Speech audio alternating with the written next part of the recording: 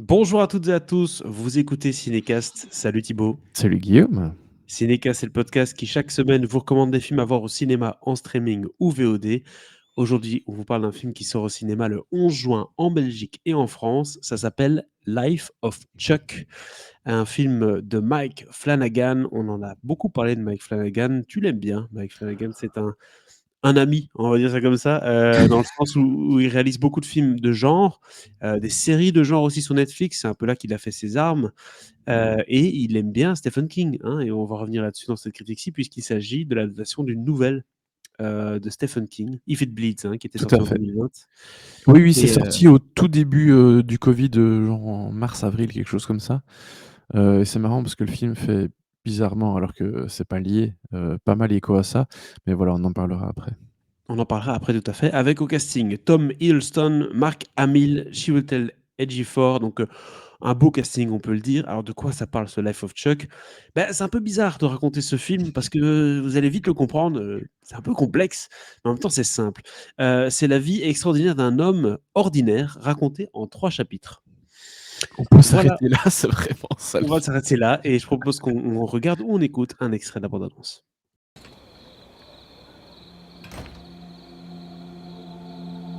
When you look up at the night sky, it can tell you stuff about your future.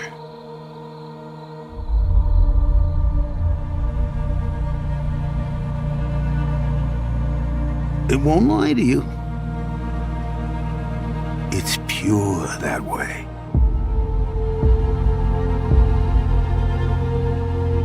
You might see a lot more than you wanted. Je propose qu'on s'arrête là, avant qu'on ait trop d'extraits de bande annonce, même si ça nous donne un peu l'ambiance. Alors, j'ai quand même une question, hein. Quand on entend Mike Flanagan, quand on entend Stephen King, la première intuition, c'est de se dire: «Quand est-ce que ça va tourner au vinaigre cette histoire? Est-ce qu'à un moment donné, il va y avoir des vampires, des trucs? Ça va partir dans quel sens?» Est-ce qu'on est dans un film, pur jus Mike Flanagan ou au contraire, on est dans autre chose là? Bah, même Stephen King, ça lui arrive de faire autre chose que des bouquins d'horreur ou des bouquins vraiment fantastiques. Alors enfin, c'est quand même, un petit peu, mais non, c'est pas ce à quoi ils nous ont habitués, en fait, ni évidemment Stephen King, ni Mike Flanagan qui effectivement a beaucoup adapté, Stephen King ces dernières années. Mais on n'est pas du tout dans quelque chose d'aussi sombre, aussi effrayant, que ce qu'ils ont pu faire, enfin ce qu'ils font en la majeure partie, du temps. Ici, on est vraiment, face à quelque chose d'un peu plus, un peu plus positif, un peu plus léger, bien que évidemment, il y a toujours des thématiques assez fortes, derrière. Hem, mais il y a vraiment pas, toute cette noirceur et quelque part cette violence qu'il peut y avoir, dans leur récit et leur film habituel, ça c'est clair. On parlait d'un film simple, mais en même temps pas simple et une des raisons pour lesquelles il est pas si simple que ça pardon, c'est parce qu'il y a une structure narrative qui est un peu particulière. En 3 chapitres comme ça, est-ce que tu peux nous en dire un peu plus? Oui, bah, en fait, l'histoire est racontée à l'envers. C'est aussi simple que ça. Il y a 3 chapitres. Le premier est en réalité donc le dernier de la vie de Chuck. Celui du milieu est bien celui du milieu et le premier c'est quand il est, gamin. Donc c'est vraiment juste l'histoire, inversée. Sauf qu'en fait, pour comprendre vraiment l'histoire dans son entièreté, dans sa complexité, bah, i c'est bien de le regarder dans ce sens-là et attention, c'était écrit, à l'envers aussi, hein, apparemment. J'ai pas lu, ne me demandez pas, hein, mais voilà, j'ai lu que c'était aussi, la même structure dans le bouquin. Donc c'est pas quelque chose que Flanagan a vraiment, créé et imposé ici, c'était déjà dans l'œuvre originale de Stephen King. Mais voilà, c'est vraiment hyper important pour la compréhension que le film, soit raconté de cette façon-là. Heu et parce qu'en fait, c'est marrant parce qu'en même temps, au début, on est assez perturbé. Moi, je savais pas cet élément-là avant, hein, mais en vrai, c'est pas vraiment un spoiler, c'est juste que je le savais pas, point. Mais à la fin du 1er chapitre, j'étais un peu là: «OK, d'accord. Qu'est-ce que ça nous raconte? Dans quelle direction est-ce qu'on va?» Surtout que et c'est surtout ce 1er chapitre qui, je disais, faisait, un peu écho au Covid, même si c'est pas que ça, mais pas tant au Covid en lui-même, évidemment, parce que je l'ai dit, la nouvelle est sortie vraiment en mars-avril, donc on était au tout début, évidemment. Le bouquin était déjà fini avant. Mais plutôt au fait qu'à cette période où, on était, confinés, on était tous, séparés et cetera, chacun chez soi et voilà, ce premier chapitre, vraiment, il fait penser à ça et pourquoi? Parce qu'en fait, le film, ce dont il parle fondamentalement, c'est de la mort et il le fait avec une beauté, une légèreté, une poésie qui est assez, paradoxale, parce qu'il y a vraiment des moments, enfin, on n'est vraiment pas dans quelque chose de sombre, c'est ce que je dis depuis le début. On est dans quelque chose de très, très léger et il y a des moments, il y a même un moment, un segment entier qui est celui du milieu, où vraiment c'est là Tom Hiddleston, qui incarne le personnage de Chuck, où il y a une danse dans la rue, qui est complètement improvisée. Ça part limite en comédie musicale. Pas du tout, hein, c'est juste une danse, des gens qui se mettent à danser alors qu'il y a un musicien de rue, tu vois? Une Heu parenthèse, quoi. Mmh. Exactement et c'est plein de choses comme ça dans le film, alors que fondamentalement, il parle de la mort, tu vois? Donc c'est pour ça que je Oui, dis qu'il y a vraiment quelque chose de très paradoxal dans le traitement de l'histoire, tu vois? c'est un peu comme ces films, un peu à l'époque, j'ai envie de dire, on a Forrest Gump qui est un film qui parle de la vie, mais qui en même temps parle des choses qu'on accomplit dans une vie, mais ça parle aussi un peu finalement de la finalité. On a aussi Mmh des mh. films comme, The Secret Life of Walter Mitty avec Ben Ouais, Stiller, ouais. où c'est un peu des films aussi, tu sais, émouvants, qui jouent sur certaines notes de, la vie, c'est quoi vivre, tous ces trucs-là. Donc Mmh mh. je pense qu'on est un peu dans ces catégories de films-là. Exactement, exactement et c'est ce qui fait que, hem, comment dire? Tu vois, c'est le genre de film, tu as cité, certains films qui sont très, feel good quelque part, hein, malgré, Mmh. les moments un peu plus sombres qui peuvent y Qui font avoir pleurer. dans ces films, surtout Forrest Gump, parce que pas tant Walter Mitty, Oui, c'est non, pas non. vraiment larmoyant. Mais oui, il y a ce côté très, rassembleur malgré les sujets qui peuvent être un peu lourds parfois. Et Mmh. puis aussi, malgré ici, je pense cette petite complexité qu'il peut y avoir dans le film, mais en vrai c'est pas si compliqué que ça.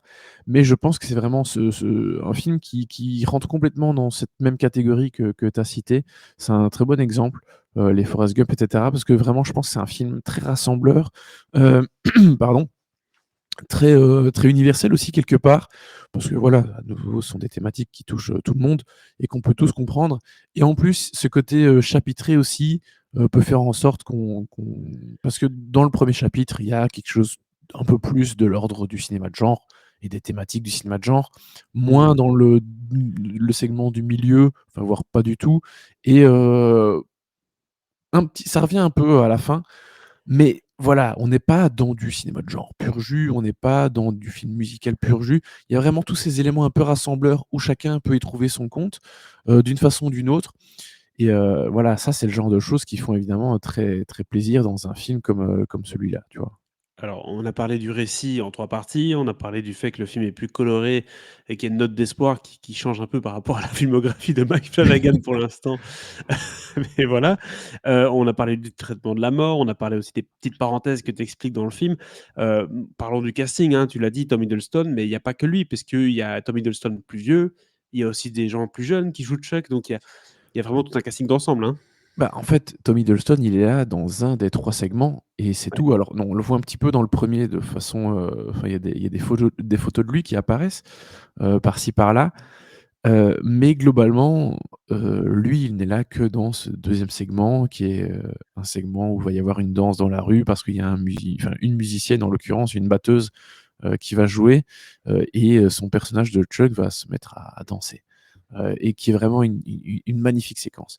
Mais voilà, il est pas du tout en fait, le film ne repose pas sur ses épaules à lui, même si c'est un peu comme ça qu'on le vend, comme étant le personnage principal et c'est vrai, mais le film ne repose pas du tout Oui. complètement sur ses épaules.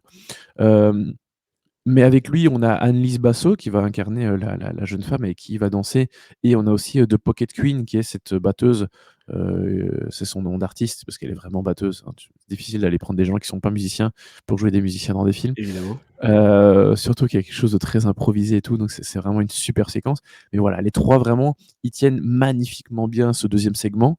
Dans le premier, il est plutôt porté par, Chiwetel Ejiofor et Karen Gillan, plus, il y a d'autres, seconds rôles, hein, qui sont là, mais notamment Matthew Lillard, heu, qu'on connaît bien de Scream et de Scooby-Doo.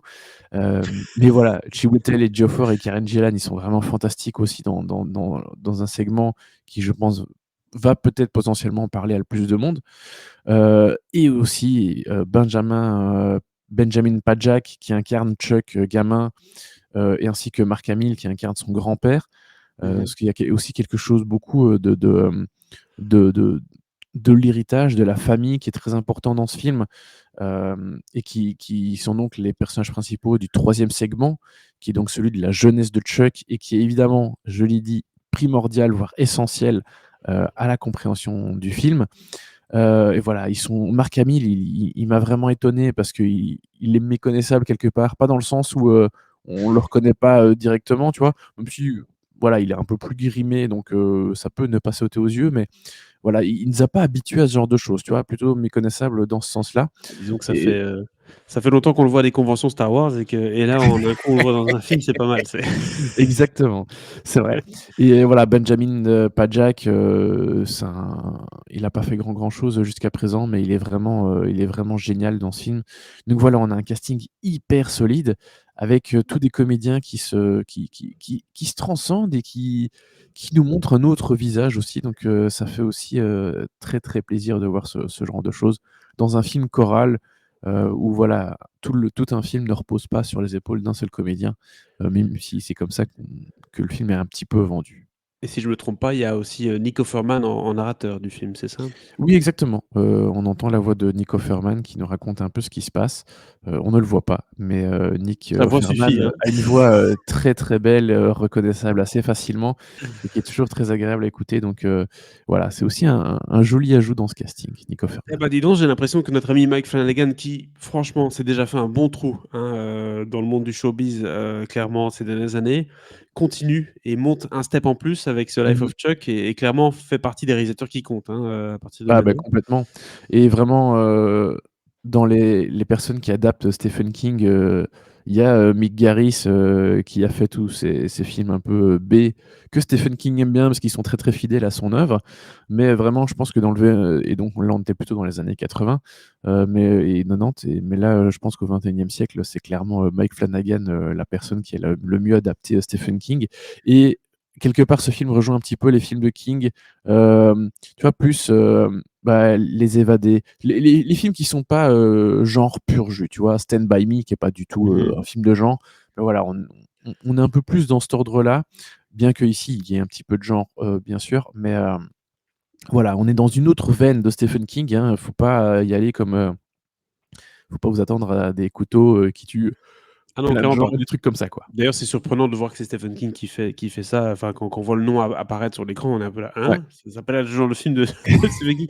Donc voilà, ne vous Non, non, arrêtez pas à ce nom-là c'est un auteur et éclectique, voilà. très, très étonnante contre-proposition pour un été, j'ai envie de Ouais. dire, hein. C'est un peu spécial d'avoir ça qui sort au milieu de toutes ces grosses sorties. Donc on lui souhaite que des bonnes choses à ce Life of Chuck. Quelle est la note Exact. que tu lui donnes du coup, Bah, Thibaut? écoute, je lui donne un très, très beau 4 étoiles, j'allais dire 3 là, qu'est-ce qui me Mmh. prend? Non, non, un très, très beau 4 étoiles. C'est un film que j'ai hâte de revoir parce que je l'ai vu il y a quand même un petit moment là, ça fait presque, ouais, un bon 2 mois que je l'ai vu. J'ai hâte enfin clairement, je vais aller le revoir quand il sera, dans les salles, parce que j'ai envie de voir comment, il m'est resté en tête et je pense là comme ça à chaud, que c'est un film qui sera dans mon top de fin d'année, tu vois? Voilà. Bah, si c'est 4 étoiles, c'est pas tous les jours, hein, donc Non. en général, un 4 étoiles, ça reste un peu et puis c'est une proposition étonnante de la part de Mike Flanagan avec un excellent Tom Hiddleston, donc voilà. Si vous cherchez un bon film, un bon drame à aller voir avec vraiment quelque chose d'intéressant à vous proposer au cinéma, bah, ne cherchez plus. C'est Life of Chuck pour cette semaine et partagez dans les commentaires votre avis sur ce film si vous l'avez déjà vu et abonnez-vous au podcast sur la plateforme de votre choix, que ce soit YouTube, Spotify, Apple Podcasts, Deezer, on est à peu près partout. On se dit à très bientôt pour de nouvelles critiques. Ciao, Ciao, ciao. ciao.